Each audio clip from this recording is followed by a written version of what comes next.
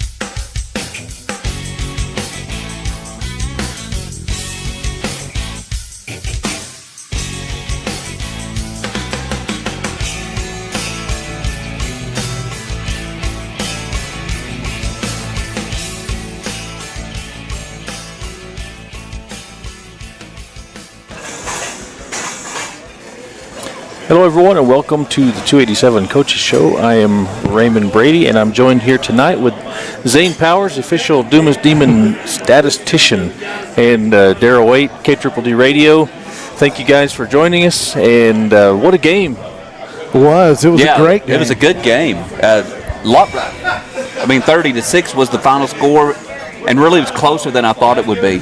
Yep, it was. You know, it was something, Darrell, that we had never done before. We traveled and played in Ulysses, Kansas. That's right.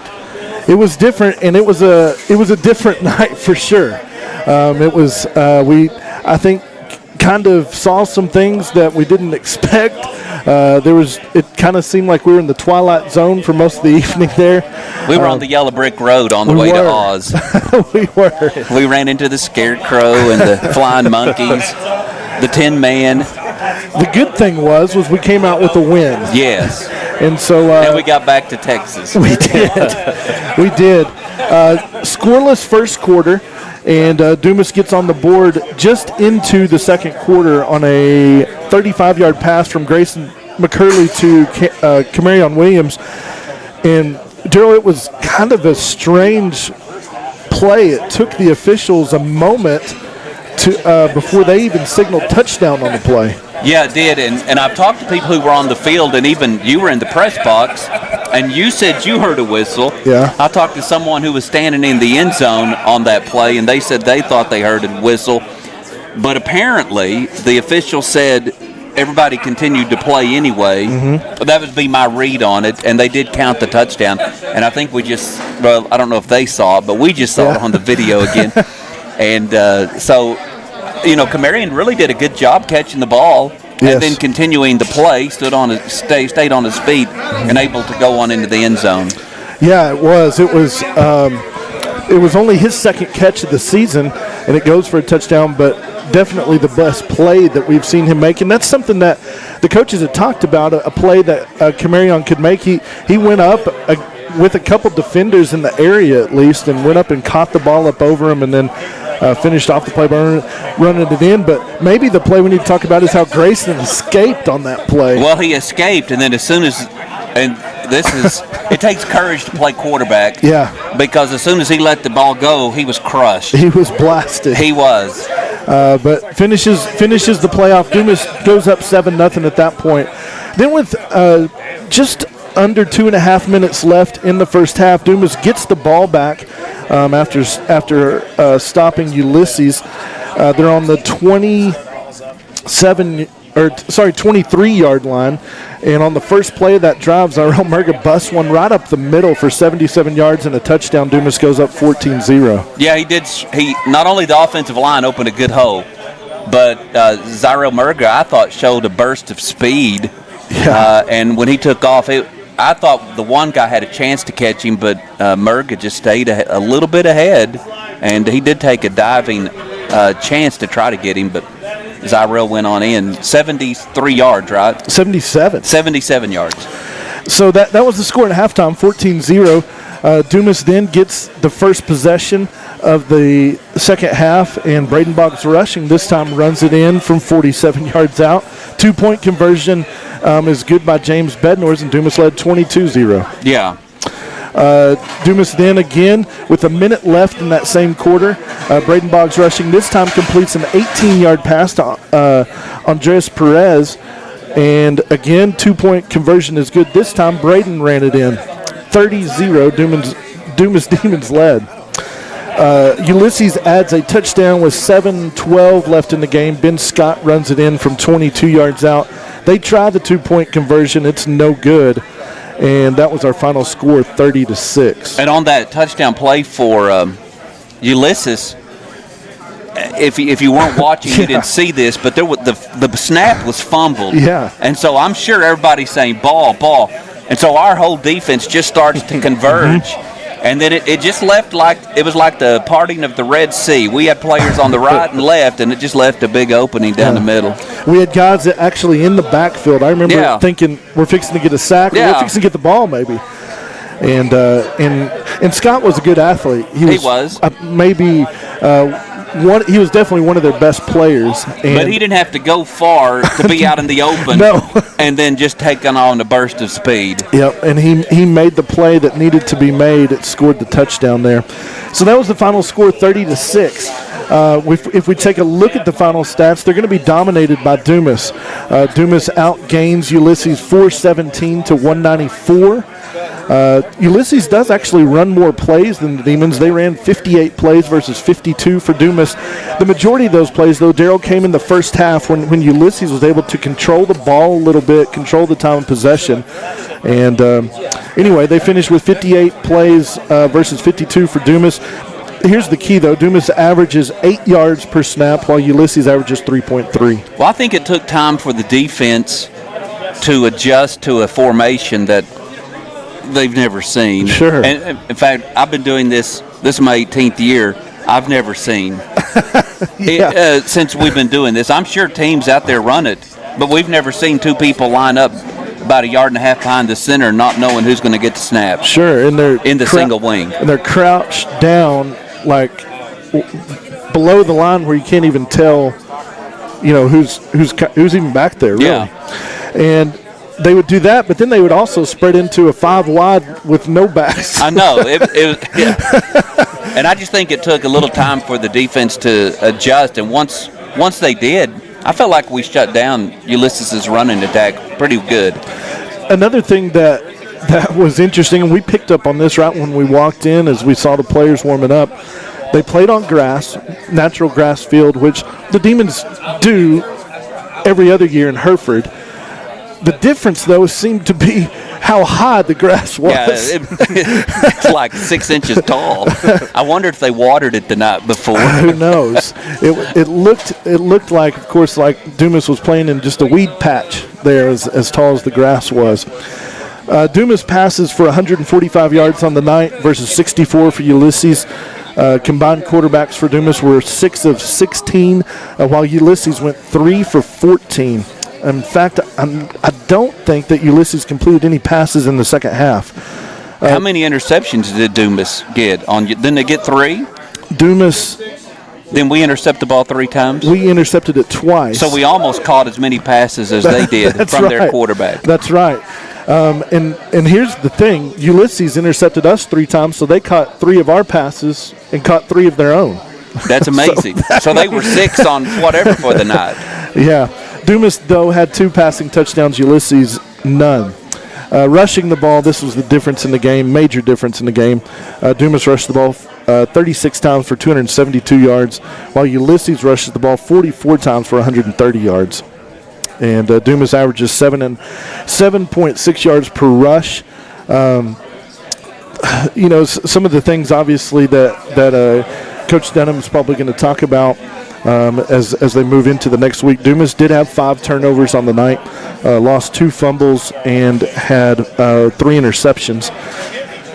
And Dumas had 12 penalties on the night. And I think as they also kind of watched that, there were some of those that were just a difference in rules. One of them was aiding the runner. I don't think we've seen that since 2010. Well, it's because it's not an NCAA rule anymore, but it still is a National High School Federation rule, and that penalty still doesn't make sense to me because they still gave us the first down. Yeah. And in my mind, it should have been 4th down, and we're doing that over again. If I was Ulysses' coach, that would have been my mind too. So it was different. But in the same breath, Ulysses also had 10 penalties on the night for 64 yards. So there was 22 flags thrown on the night, over almost 180 yards in penalties. And I think on the night, Zane, if I remember right, there were 3 offensive pass interference calls for the night. I think there were 2 against Dumas and 1 against Ulysses. Yes. And you just don't see offensive pass interference called very much.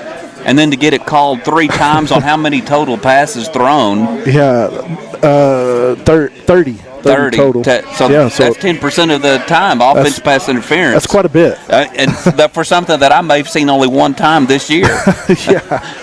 It was different, and that's part of what led to the different night. Ulysses did have the time of possession, 26 minutes 32 seconds, versus 21 minutes and 28 seconds for the Demons. 5 minutes. Didn't have any bearing on the final score, except it maybe kept the Demons out of the end zone a little bit more. Dumas had 19 first downs, 13 from the rush, 5 from the pass, and 1 from penalties. Dumas was 3 of 10 on third down. This is what I thought was one of the most amazing stats of the night. These two on defense, what Dumas was able to do on 3rd and 4th down. Ulysses was 3 of 19 on 3rd down conversions, 1 of 7 on 4th down. Yeah, that's pretty good when you can have that kind of percentage on 3rd and 4th down. So Ulysses only converted 15% on 3rd down and 14% on 4th down. So even though Dumas was only credited with 3 turnovers on the night, actually 2 turnovers, we got them to turn over the ball 6 times because of 4th down, stopping them on 4th down. So something to look at. Here's the individual stats for Dumas. Grayson McCurley, 3 of 11 passing for 77 yards. He had a touchdown and 2 interceptions. Braden Boggs rushing was 3 of 5 for 68 yards. He had a touchdown and an interception as well. Both those guys kind of split. Grayson played, I think he played all the first half. Except for he wasn't in on the play where Tyrell Murgo took off. But he came back in after that and played the rest of the half. And then other than the deep snapper, I don't think he played in the second half. That's right. Braden Boggs rushing, so was the quarterback for the majority of the second half until I think Trenton Aikman came in the last series of the game. Tyrell Murgo had a career night rushing the ball. He was our player of the game. He had 8 carries for 115 yards. He averages 14.4 yards per carry with a touchdown. I'd like to see him do that this week against Hereford. Oh, man. If he does, it will be good. A good sign for the Demons. Braden Boggs rushing had 3 carries for 63 yards. He'll average 21 yards per carry with a touchdown. Your caster, John, he had 7 carries for 51 yards he averaged 7.3 yards per carry. I thought, he comes in the 4th quarter, and basically, I think from the majority of the 4th quarter was the running back, and he just did an outstanding job. I thought he came in and did excellent, and I think at the time the starters on the offensive line were still in there, and it was good to see what Castro John could do with the starting offensive line because he really ran hard. He did. I was really impressed with it. It was good. It's good to see that for not only the rest of this year if something happens, but also next year. Sure. James Bednar's had 12 carries for 47 yards, 3.9 yards per carry for James. Sabian Perry, 1 carry for 6. And Trent Nakeman, 3 carries for -1. Mason Keenan, 1 carry for -4. And then Grayson, 1 for -5. And that was the rushing for Dumas. Receiving the ball, James Bednar's was the leading receiver. He had 2 catches for 50 yards. He also led in yardage receiving, 25 yards per catch. Camarion Williams had the 1 catch for 35 yards and a touchdown. Oliver Ortiz, 1 catch for 23 yards. Emmanuel Bonhis, 1 catch for 19. And Andres Perez, 1 catch for 18. So I don't know if you can see this as we look at these stats. Receiving the ball, every play was at least 18 yards on the reception, which is not something that we see too often. No. We see Dumas can kind of pick teams apart on short passes, short out plays, and they do. Since Coach Waddell has been here, the screen game is some of the best that I've ever seen in high school level, especially here in Dumas. But on Friday night, each pass that was completed was over 18 yards. That's pretty good. Pretty awesome to see. Yeah, it is. Defensively, had a lot of guys get in on the action, had a lot of plays that were able to take place in the backfield. And I'm actually going to get Coach Inthras' little sheet out that he gives us, because his are the accurate thing for the defense. And so taking a look at the Ulysses game on the defensive side, leading tackler on the night was Emmanuel Banez with 12 tackles on the night. He also had 2 pass breakups, an interception, and inside of those 12 tackles, he also had another tackle for loss. So he came up, was a factor on that single wing offense, and able to do a lot of things, disrupt the backfield. Yeah. We also had 3 other guys that were double digits in tackling. Angel Quiros and Aurelio Madrano were 2 of those guys. And again, it seems like week after week we're talking about those 2 middle linebackers for Dumas. Yeah, I could tell they were having a good night because I called their name quite a bit. You'd see them getting up. They would have the initial hit, and then someone else would help put them down. So I thought they played really well. Angel Quiros also caused a fumble on the defensive side. Cannon Speck was the other guy that had double-digit tackles. He had 10 tackles. He also was credited with a quarterback sack and another tackle for loss. Jaden Jara, the other defensive end, had 6 tackles. He had 2 tackles for loss. The leading tackle for loss person on the defense was Sabian Perry. He had 3 tackles for loss, 7 total tackles. Guys that we had a couple guys. Hunter Coley also had I thought a really good game. He had 2 pass breakups, an interception, and had 7 tackles on the night at the opposite corner from Emmanuel Banez. Tanner Cohen and Parker Dunham, who are the safeties, both of those guys with 6 tackles, each of them also with a tackle for loss. Martin Hernandez has a sack on the night, and Pierce Powers credited with a sack. Yeah, I kind of helped him with that one. They heard my replay on that. That's Pierce in there. You weren't too proud, were you? I was glowing a little bit. Yeah, so that was neat. But Darryl, I thought for the majority of the night, especially the starting defense, I thought played a pretty good ball game. Yeah, no doubt. I think, like I said, once they got adjusted, because I think the first 2 drives Ulysses had, they had some success. Dumas closed the first one down on the interception by Hunter Coley, and I think the next one is because we had to punt from our own end zone. Yeah. And so they started on our side of the field, and then we held them on a 4th and whatever. Mm-hmm. And then after those 2 drives, I felt like the rest of the night we held them. Yeah, I feel like it was a good night for the defense.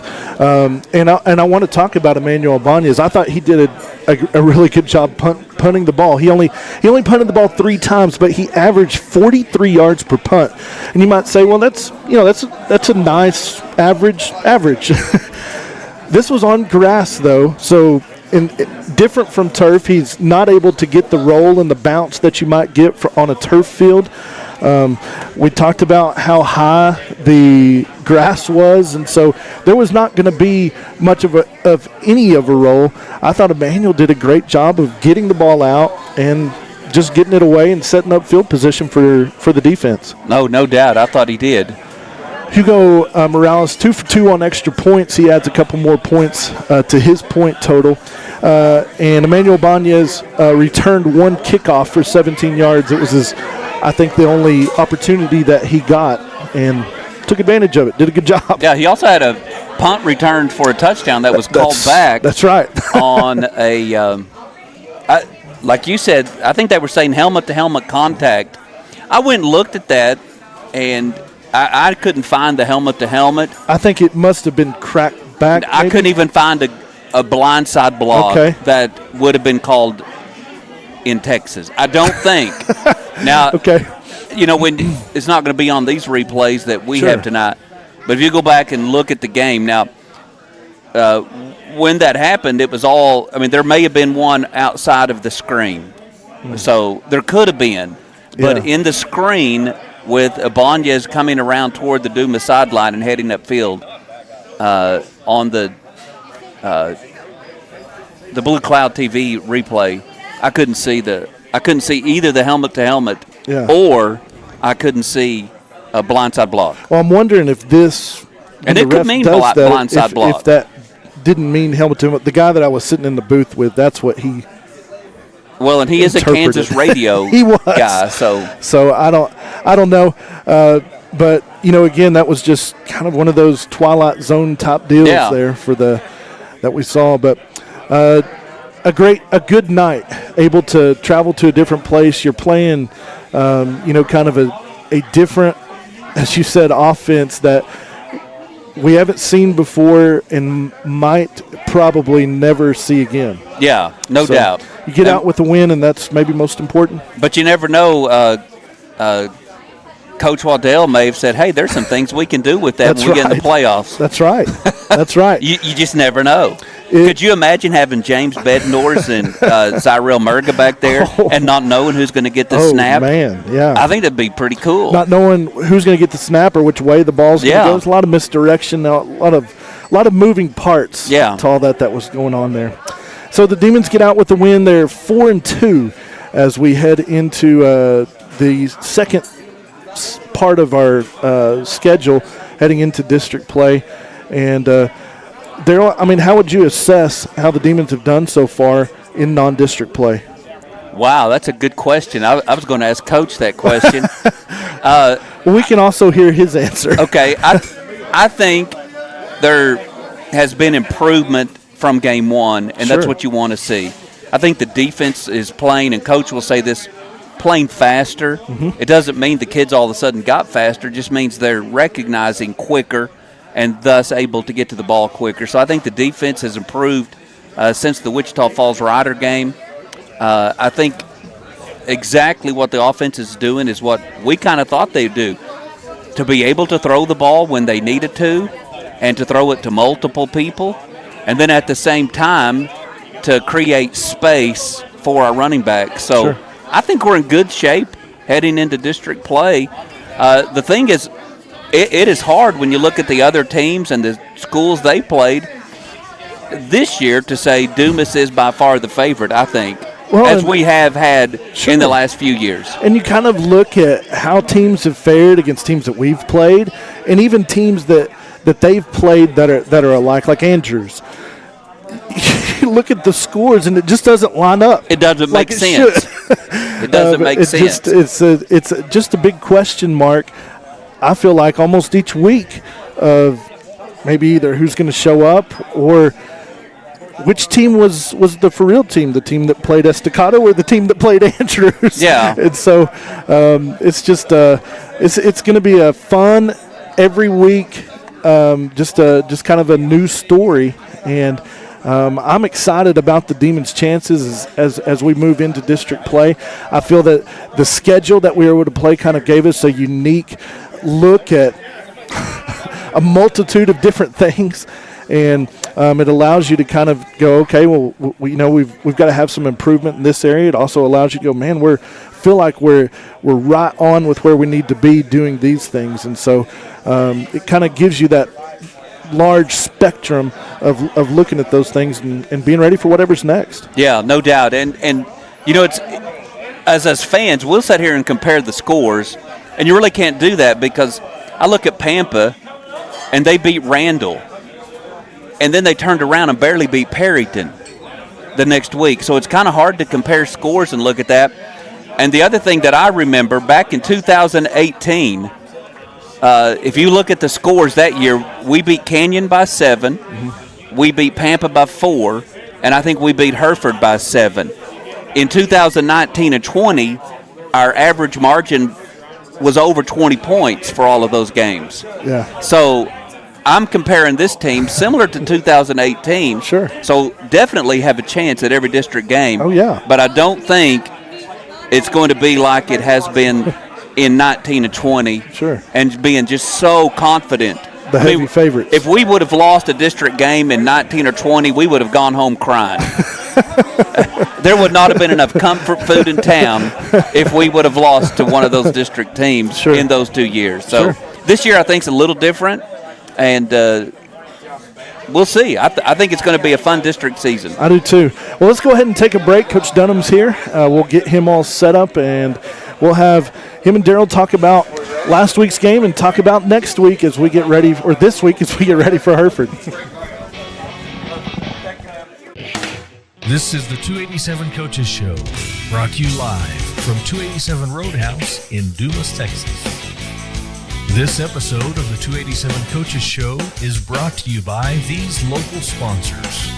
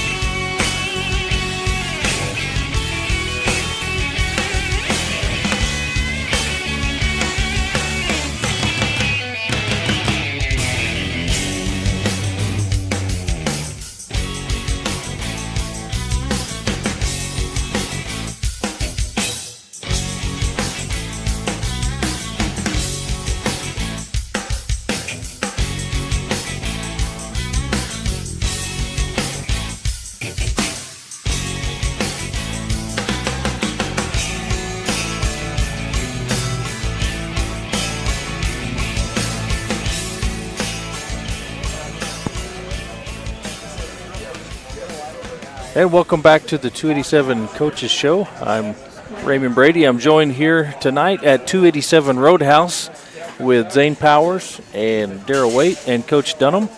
And it's getting busy out here, so why don't you come out and join us? We've still got a little bit. We're fixing to talk to Coach Dunham, and Daryl's going to talk about the game a little bit. Come and join us, and we want to thank them for hosting us here every Monday night at 6:30. If you can't come tonight, come next week. Got great shows ahead. So, Daryl? All right. Well, Coach, good to see you here again tonight. Good to see you guys. Let's just talk for a minute about last week's game. And Zane and I kind of finished up the stats talking about the district. And so we kind of want to go there, too, and then we'll talk about Hereford. But I felt like the first quarter after they had their first 2 possessions, our defense it was like they finally figured out what was going on after the first 2 possessions, because after that, until the end of the fourth quarter when they had the breakaway run, we really held them in check. We did. I don't think we were 100% prepared, coming in, just a little bit different. I mean, you always want to respect your opponent, give them the respect that they need, and then you always want to just prepare your kids and try to prepare them for the situation we're going into. I mean, you're still playing on a football field, still 100 yards long, all those type of things, but it was different. The environment was different. The field was different. I'd never played a game in Kansas, and then I'd never played a game on thick Bermuda. Yeah, they kind of had that grown up a little bit, we noticed. It was. I mean, it was thick, and we tried to go out before the game and, just move around on it and do a little walkthrough, but it just was. It was very, very thick, and it was pretty deep, and it, I told our kids there at the very first series that we looked extremely slow. And it was just a different playing surface that we really weren't used to. But then I think it took a little bit to get used to that. And once we did, I thought we started playing really well on defense, on the defense side of the football. It took us a little bit longer on the offensive side. But I will give a little bit of credit to Ulysses. I thought they played really, really tough on the defense side of the football. And then I think it was, that's the first time myself I had ever played the single wing. I've played wing T, but the single wing is a little bit different. You've got the spinner back, and people are flying every which direction. I think it just took us a little bit to settle in, and once we settled in, we start playing some pretty good defense. And I agree with that, but offensively, I do think he kind of got to a sluggish start.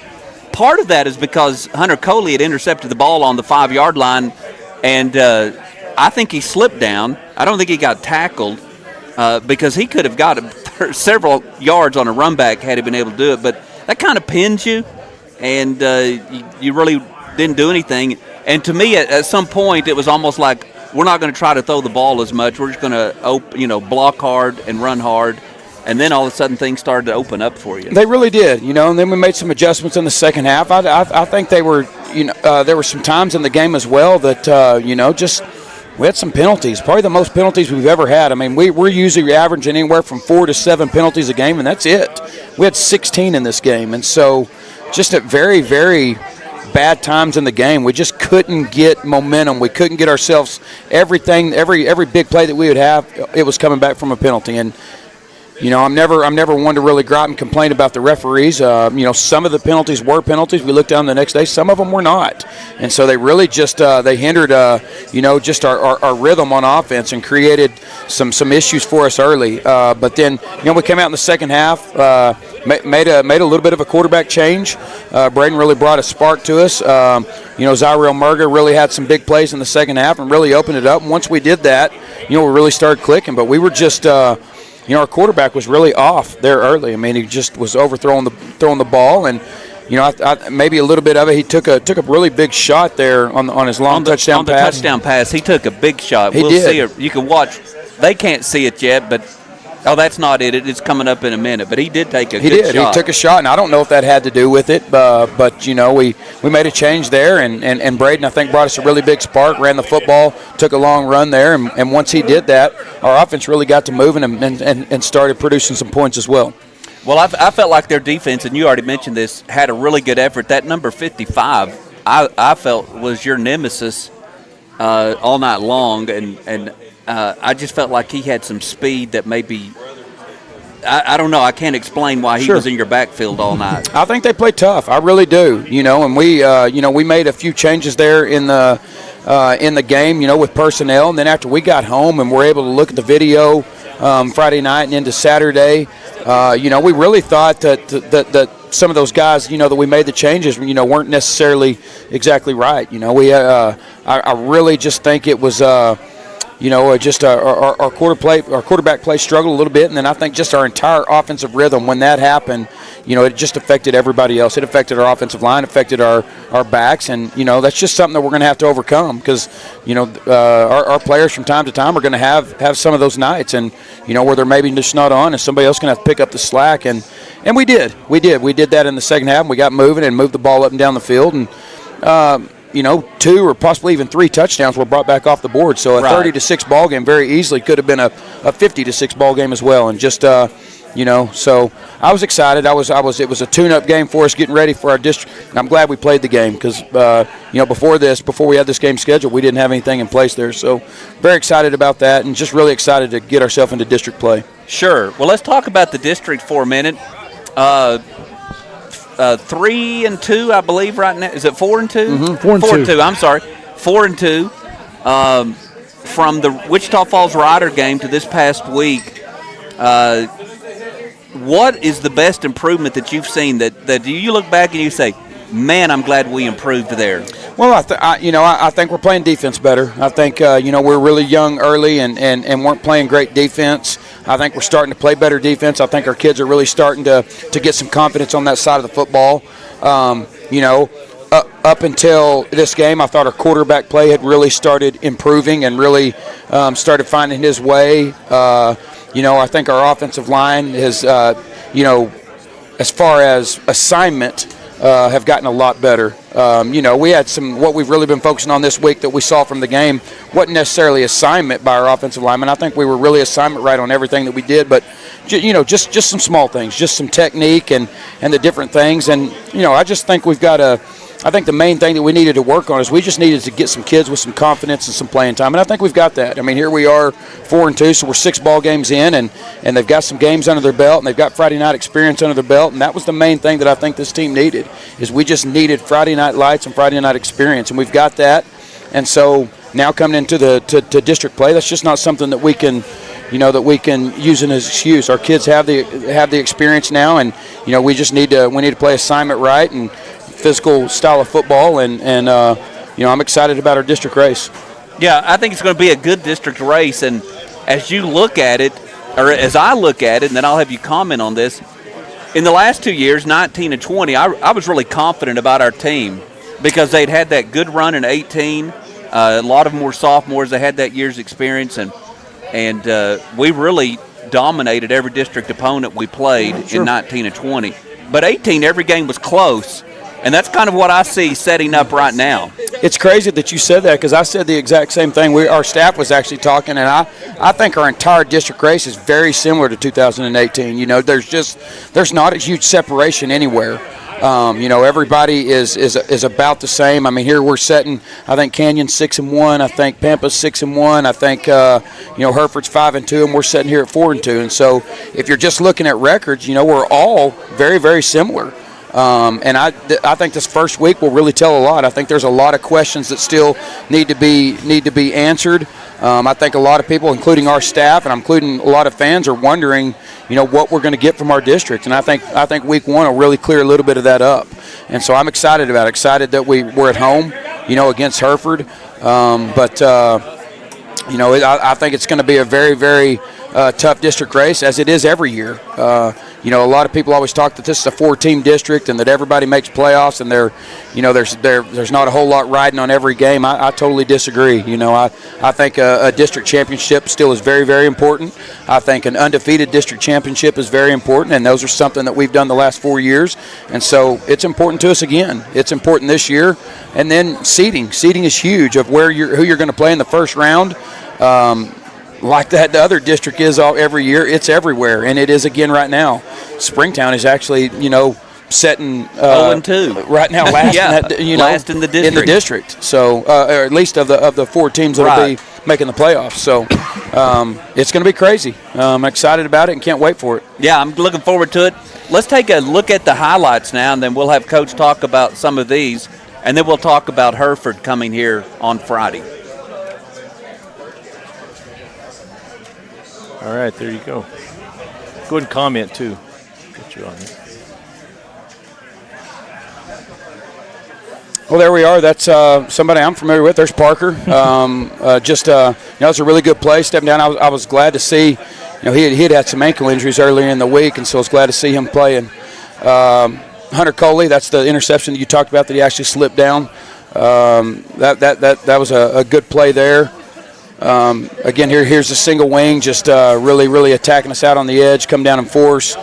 There's 22 players in a really short space right there, and that's not the normal typical all football. Of them right there. No, that you're used to seeing, and so that was. But we have learned some things. A lot of times people don't want to play these wing T teams.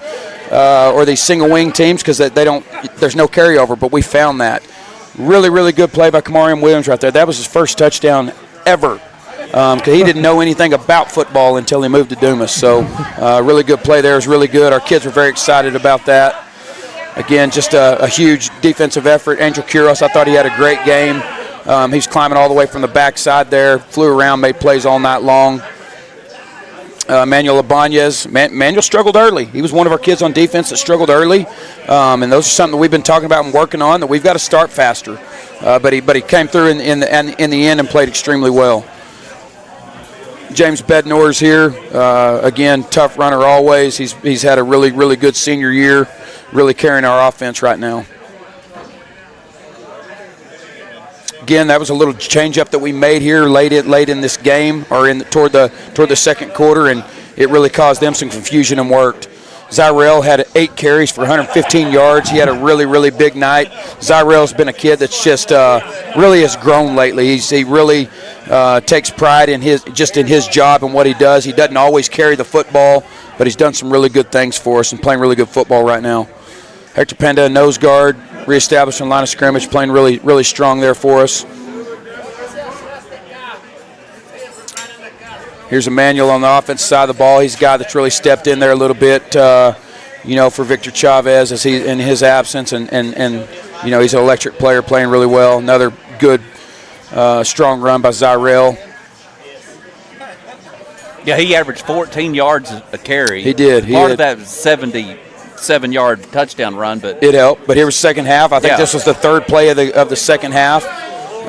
Just a really spark that we need. Braden really came in and played really well for us there, and that was that's something we needed at the time offensively. Definitely. Again, another big play by him, and this is how the first of the year started, and we're gonna continue to do that from time to time. We really went to just one quarterback, but Braden proved to us that that we really need to keep on looking at that. Manuel Ibanez making a big play from the corner position. Anytime you play those type of guys like that, you force your corners to get in tackling situations, and our corners have done a really, really good job. There's James again, just yards after contact, really strong runner, kids bouncing off of him. This is a good play right here by Braden, keeping it alive, eyes downfield. Andres Perez makes a great play right there. That was good to see.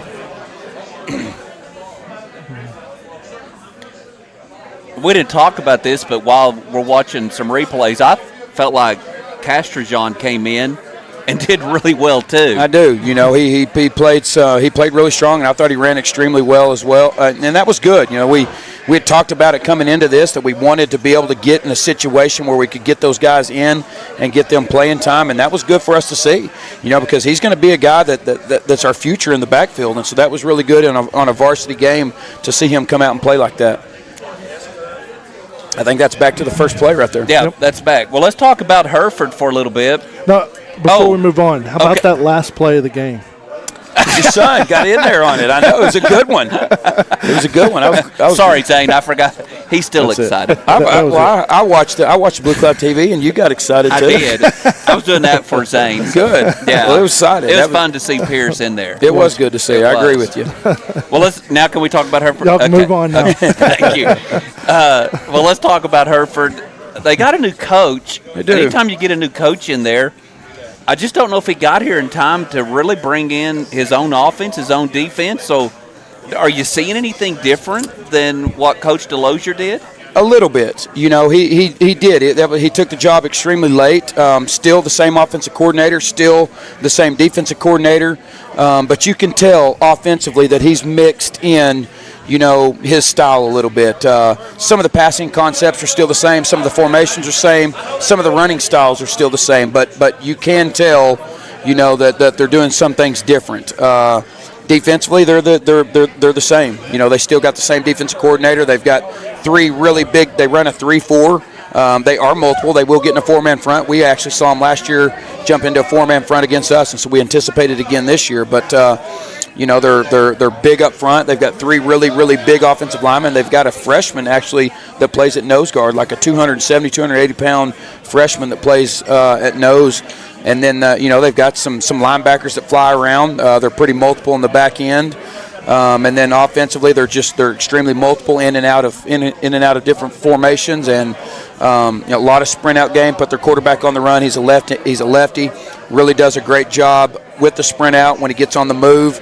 But a lot of those passing concepts are still the same that they've always done. So, and I think that's good really for them, especially if you get a coaching change really late, and it's really easy for that one guy to maybe adjust to terminology and some different things, and then as he moves, work in his own system, because it's better than, all the kids and everybody changing all at once. So I think I don't know. I'm not there, and able to see how they call it and everything, but you can see that he's starting to slowly move his own stuff, but you can still see the similarity of what they did in the previous years. Well, to me, Hereford, just by looking at the scores against the opponents they played, they're kind of an enigma. They didn't play very well against Plainview, and I think they had to come back and win the game, but they barely won the game. They did. And the same thing with Andrews, but then they got beat really bad by Lubbock Estacada. So sure. If you just look at the scores, you're like, they're a mystery. They are. I know what they are. I think they're a good football team. They're extremely tough. They play extremely hard. And I think their two losses, you can see Estacada and then Wichita Falls Hershey. Also are very similar teams as well. A lot of speed on the field with both of those teams, and so they were down 21-0. Or 20-0 against Andrews, and just really, jumped. They scoop and scored one, took it back for a touchdown, grabbed momentum, and just controlled momentum the rest of the game. And so I think that's going to be something really big for us, is that that we don't allow them, to jump, to use momentum, and because they ride the swing really well. They're physical. They've got a big offensive and defensive line. They got a quarterback. I think quarterback offensively is the guy that really drives them. He does a good job getting out on the run, throwing the ball down the field. They probably throw the football a little bit more than a Hereford team that we've seen. They are pretty balanced. I think they're almost at 50-50 if you add all formations together. But Hereford has always been a team, that's run the counter, and really that was what they were going to do first. And they have opened it up a little bit more, and I think that's due just to their quarterback. They've got some receivers that really catch the ball really well. Their offensive scheme really works within their kids, with the strengths of their kids, and so it is hard. It is hard to figure out the scores and figure out everything, but I've watched enough film that they're a good football team, and they do have some energy. They've got some excitement, with the new coach, and so I'm expecting a really, really good Hereford football team to come in here on Friday night. Well, with a 6-2 or 5-2 record, they have to be playing with more confidence than we've seen them the last 2 or 3 years when they've only come in with 1 or 2 victories. So you mentioned their quarterback sprinting out and throwing the ball or sprinting out. So when you recognize that, do y'all practice that to get ready to how you're going to cover that, and that because if you leave him alone, he may just keep going. Sure. But when you come up, it may leave someone open. You do, and you definitely got to, you got to be aware of that. Obviously, when they sprint out, the passing zones defensively change. Rather than a straight drop back, when you straight drop back, the entire field's open. When you sprint out, you are limiting really the area that you are going to attack.